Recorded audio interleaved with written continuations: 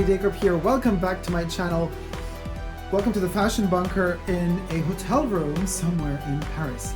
So today we're going to review, let's block it off from the sun, Paris review. Oh my god, look at me, reflected 3 times. Scary and spooky.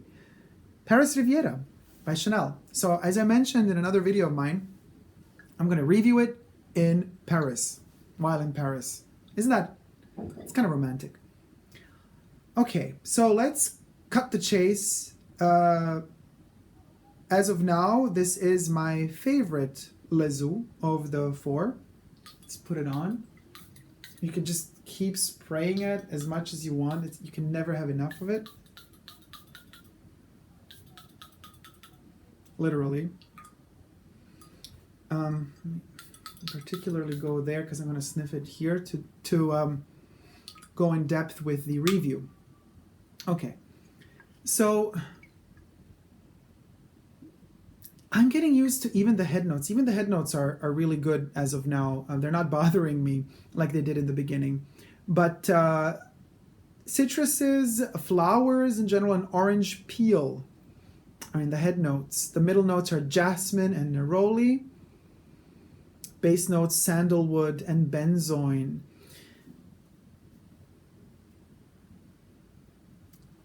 Top notes are citrus heavy, orange peel less.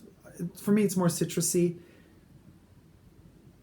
Not a fan of the citrusy touch, but then again, this was meant to be an eau de cologne like all of the lezus, so I get it. You know what I mean? It's fine that the citruses are there. Especially, it's fine in this case because they're gone within half a minute, and I'm left with this benzoin sandalwood mix. Neroli and jasmine are there as well. It's just very well blended, quite frankly. It's the more you use it, the more your nose gets used to it as well. So longevity does diminish because it's so good that you kind of don't perceive it as a threat. You know, your organism just says, oh, okay, this is good for me. So it just stops perceiving it as a threat. So that means that at a certain point, you just tend to notice it less on you, but others will still smell it on you. But it's so good that it kept in the beginning, and I mentioned this in my unboxing and first impressions video, it kept reminding me of some fragrances that I've smelled in the 80s or late 80s or early 90s or I don't know. And then it hits you when you realize which fragrances they were. So if it will help you understand which language olfactorily or smelling wise we're talking about here, let me give you a hint. I realized that the first fragrance this one reminds me of is Givenchy's Isatis. Isatis 80s formulation. There's a soft blanket of rosy, powdery, neroli-esque warmth in Isatis, or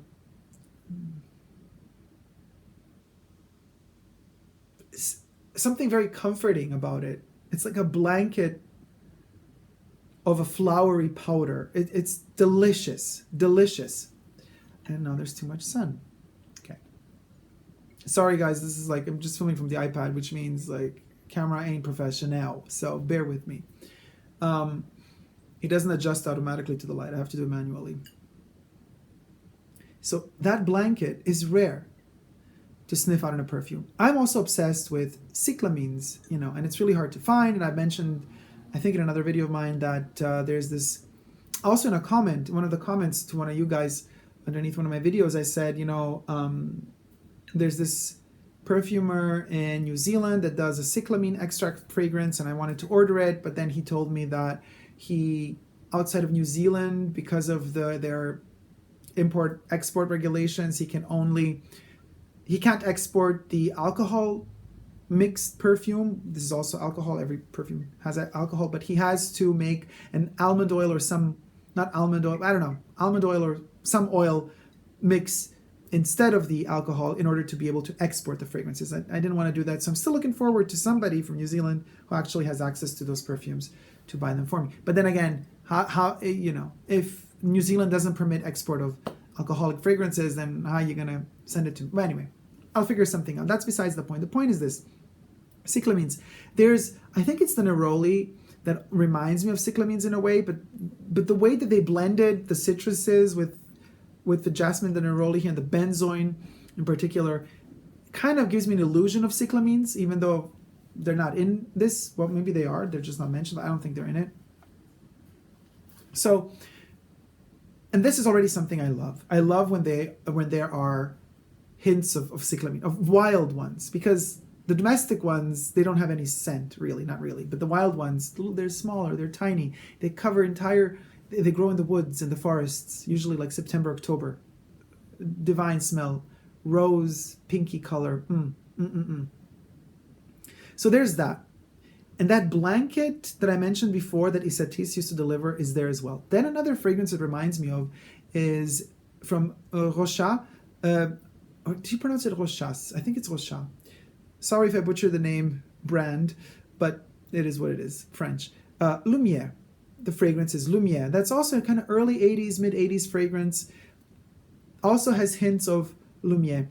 And then, just recently, I noticed the third fragrance it reminds me of. It would be Valentino Uomo. I think the first male fragrance, Valentino Uomo, first, not the first fragrance Valentino made, but Valentino Uomo was a huge success. And we're talking about the first formulation, first release in the 2000s, early 2000s. No, was it late 90s? Go figure. I don't know. But so that smell brings weird memories, but at the same time, interesting memories, because it was a period of growing. It was like, it's a smell that reminds me of complications I had in my life, and it also reminds me of how I surpassed those complications and those obstacles. So it's actually a good memory. So these are the three. This is the triangle that kind of defines Paris Riviera. If you were to say, what does it smell like? What is it similar to? I usually don't like to compare perfumes to other perfumes. And in fact, in most of my videos, you're never going to hear me say, this smells like that smells like this. And I know a lot of you in the comments comment about it and ask, okay, so what does it smell like? What does it smell like, Dacob? And I know it's because we tend to, bear with me, this is kind of hard to follow. It's because we tend to visualize, or let's say we're taught to automatically try to visualize anything somebody talks about. So even if it's an abstract concept, we try to visualize it to help us understand it better. But with perfumes, a smell should stay abstract in a way that no two perfumes are alike. In fact, if we repurchase Riviera a year from now, it will smell different. It will. Slightly, but it will also be different. So to say that this smells like Isatis, Lumiere, and Valentino Uomo is kind of already reductive. Hi, Madge. That's already reductive. But by the way, Madge, I love you. But the new songs and the whole concept. Back to Riviera. But girl, call me if you need any help on getting stuff done right. Anyway, okay. Moving on. Back to the perfume at hand.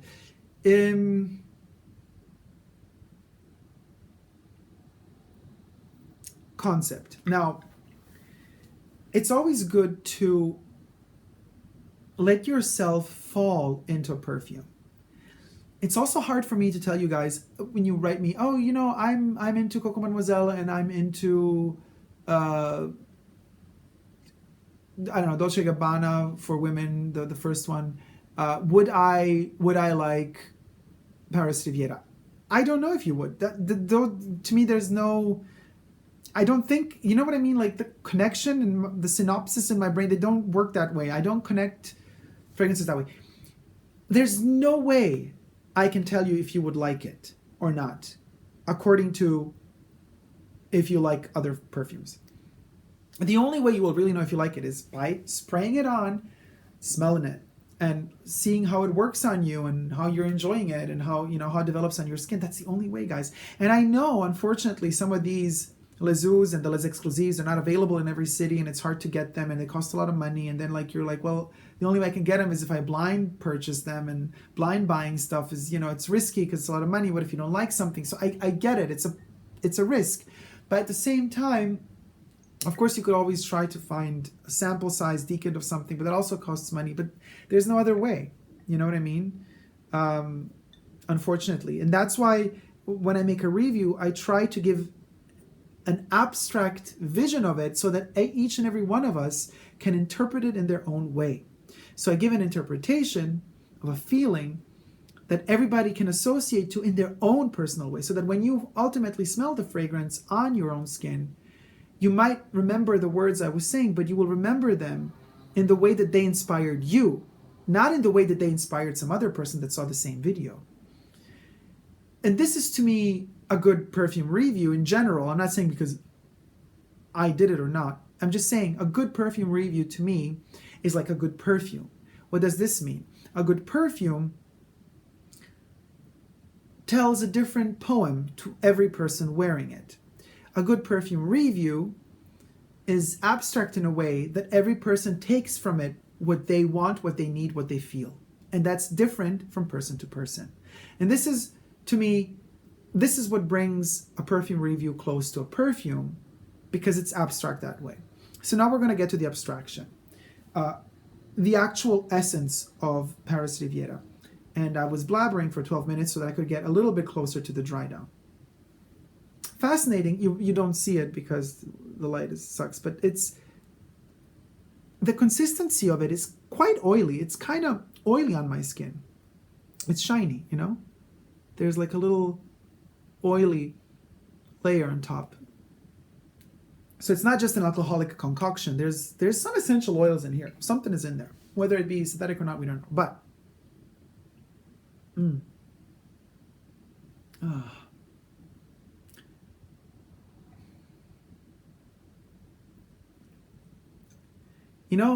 in the unboxing, I mentioned this beach, and you could go check out the unboxing again to be reminded, and fluffy clouds, and then I mentioned the blanket. It's almost lotiony, creamy, balmy, but soft, so soft, and yet Olivier managed to maintain certain longevity despite the softness. And usually we know if something is too soft, it kind of withers away very soon. Be it the benzoins or be it the sandalwood, these kind of resins, maybe they keep it closer to the skin for longer, but all those citruses and that neroli and jasmine, I think that's what kills it in a good way.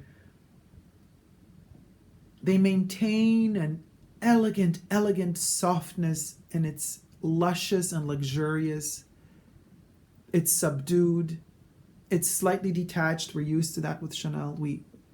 Chanel perfumes are never tacky. They always kind of observe from a distance. And this one is so close to Chanel herself, to me. Now, of course, I'm just interpreting it because I unfortunately wasn't lucky enough to meet the woman while she was alive. But this one is almost like a spa fragrance, but it could be also worn at night. It's like something you use for yourself, to enjoy, to relax. It's an intimate moment of pure pleasure, you with you. But at the same time, it's like a little treasure that you share with somebody you like very much, and you let them smell it out on you if they come close enough to you, if you let them come close enough to you. But it's also a booster if you're in a business meeting and you just want to have that sensation of being fresh and ready for the moment without overpowering anybody else in the room. Also tricky balance to do. It's easy to make a fragrance that is just meh, inoffensive. It's also easy to make a fragrance that's loud and shrieks in your face, like Alien, for example, by Thierry Mugler, or Angel, Poison, or Opium, Well, Opium wasn't easy to make. It's very complex. But you know, you could make something that screams, you could make something that's meh. But it's hard to make an in-between. It's really hard to make an in-between. And Paris Riviera to me is really spot on in the middle, because it gives you the subdued, but it also delivers power. And that's something very beautiful. So on that beach where the sand is so thin, it never hurts you. It's almost unpalpable. It's like walking on clouds, that warm sand. Imagine from time to time a cloud passes by and it rains and the sand gets wet and it kind of becomes more compact. Never mushy though. Just, you know how sand is when it gets wet, especially very thin. We are on an island that has been formed from lava, and the sand is black. The volcanic sand beaches, they're black, they're dark. And they can be very, very soft and almost like nanotechnology, guys, like almost imperceptible to the touch, every little grain of sand. And then it rains and it just compacts. And so when you step on it, it's still soft. You kind of sink slightly into the sand, and your footprint expands, and the water kind of, when you lift the foot, the water kind of elevates from the sand just slightly, and then it disappears again into the sand.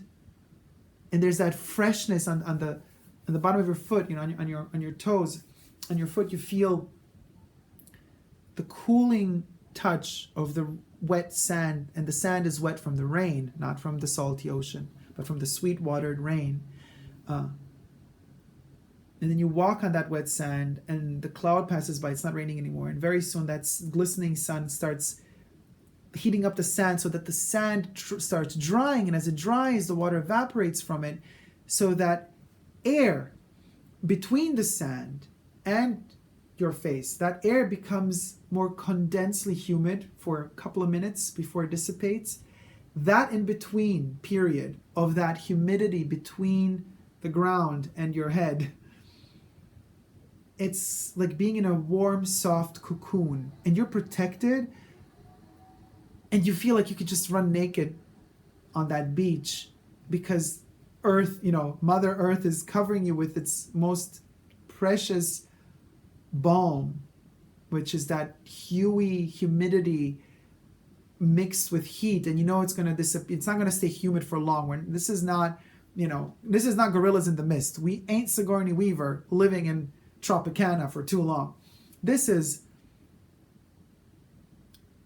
you know that it's going to dry out soon, so you're not going to have to suffer the humidity. It's just a short period of time, just enough to refresh your skin, just enough to rehumidify your skin, to feed it, to make it healthy and glowy again. And then all of a sudden, that humidity is gone and the sun is out again completely, and that sand becomes warmer and warmer. You're still walking. You never stopped walking. You're walking. And those, you know, those wet footprints become drier and drier. And that humidity is kind of crossing up. It's going up, and it's gone. And then we're back to the heat. And the sand is again super, super thin, and you're walking on it, and it feels like dust. And then all of a sudden it feels like clouds as it gets hotter. And then just before it gets unbearable, you make a turn towards the ocean and you go into the water and you cool down. And then you have the glistening sun on your wet hair, on your wet skin, and it just feels that good. It doesn't at all come across as a sun lotion. It doesn't have that vibe to me. It's too floral for that. The flowers are so powerful in here that they, you know, overpower that. Some perfumes that smell like suntan lotion, they have a lotiony, creamy touch to them. This one doesn't have that cream. Maybe number 22 has a little bit more of that creamy concept going on. Paris Venise definitely does. This one doesn't. This one is too floral for that. It doesn't have that suntan cream, you know. So you're constantly with this one, it really walks that thin line, perfectly well balanced and blended. It walks that thin line of being too dry and being too wet, but it's not a cream. It's the wet sand, it's the dry sand. It's you jumping into the ocean, it's the sun drying the water off of your skin and your hair and leaving that salt in there. But then the rain falling on the sand is sweet water, not salty water. So there's a combination of this, and it's a constant balance, and it's a shift from one to the other. That's how beautiful this one is. And this entire game that this perfume is playing, during this entire game, it manages to do something incredible. And that is, it remains simple. It stays simple.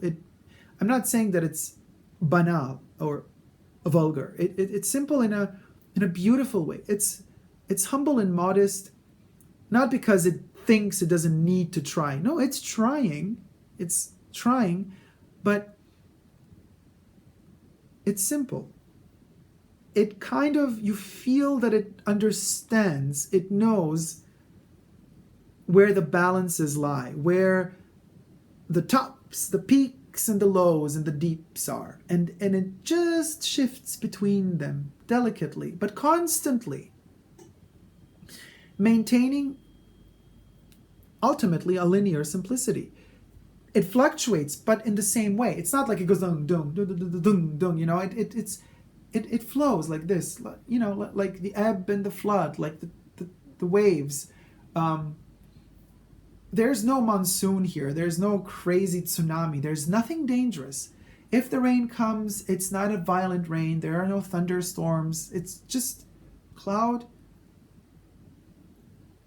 passing by, delivering the rain, going away, the sun again, another cloud and the sun. It's one of those pleasant days where anything can happen. Everything can happen. At a split second, you could shift from sun to rain and back again. And you keep walking on that beach, and then you go into that ocean, and then when you go out of the ocean and the sun dries you off,